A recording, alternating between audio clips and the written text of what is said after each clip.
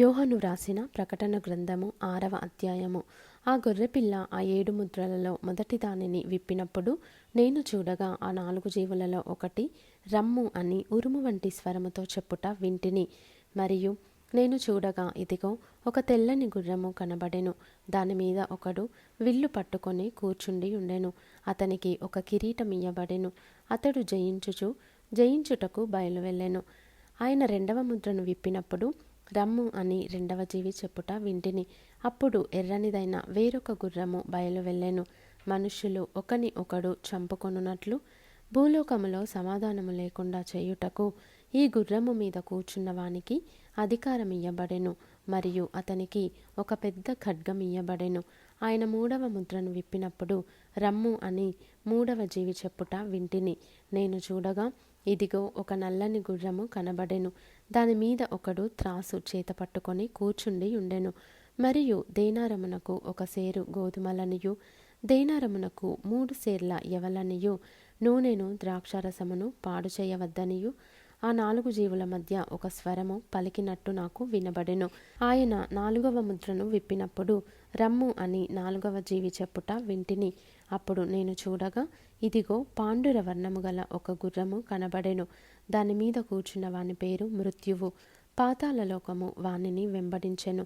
ఖడ్గము వలనను కరవు వలనను మరణము వలనను భూమిలో నుండు క్రూర మృగముల వలనను భూనివాసులను చంపుటకు భూమి యొక్క 4వ భాగము పైన అధికారము వానికి ఇయ్యబడెను. ఆయన 5వ ముద్రను విప్పినప్పుడు దేవుని వాక్యము నిమిత్తమును తాము ఇచ్చిన సాక్ష్యము నిమిత్తమును వధింపబడిన వారి ఆత్మలను బలిపీఠము క్రింద చూచితిని. వారు నాథా, సత్యస్వరూపి, పరిశుద్ధుడా, ఎందాక తీర్పు తీర్చకయు మా రక్తము నిమిత్తము భూనివాసులకు ప్రతిదండన చేయకయు ఉందువని బిగ్గరగా కేకలు వేసిరి. తెల్లని వస్త్రము వారిలో ప్రతివానికి ఇయ్యబడెను. మరియు వారి వలనే చంపబడబోవు వారి సహదాసుల యొక్కయు సహోదరుల యొక్కయు లెక్క పూర్తియగు వరకు ఇంకా కొంచెము కాలము విశ్రమింపవలెనని వారితో చెప్పబడెను. ఆయన 6వ ముద్రను విప్పినప్పుడు నేను చూడగా పెద్ద భూకంపము కలిగెను. సూర్యుడు కంబలి వలె నలుపాయెను. చంద్రబింబమంతయు రక్తవర్ణమాయెను. పెద్ద గాలిచేత ఊగులాడు అంజూరపు చెట్టు నుండి అకాలపు కాయలు రాలినట్టు ఆకాశ నక్షత్రములు భూమి మీద రాలెను. మరియు ఆకాశమండలము చుట్టబడిన గ్రంథము వలనై తొలగిపోయెను.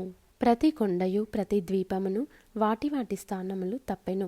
భూరాజులను ఘనులను సహస్రాధిపతులను ధనికులను బలిష్ఠులను ప్రతి దాసుడును ప్రతి స్వతంత్రుడును కొండ గుహలలోను బండల సందులలోనూ దాగుకొని సింహాసనాసీనుడయున్న వాని యొక్కయు గొర్రెపిల్ల యొక్కయు ఉగ్రత మహాదినము వచ్చెను. దానికి తాళజాలిన వాడెవడు? మీరు మా మీద పడి ఆయన సన్నిధికిని గొర్రెపిల్ల ఉగ్రతకును మమ్మును మరుగు చేయుడి అని పర్వతములతోనూ బండలతోనూ చెప్పుచున్నారు.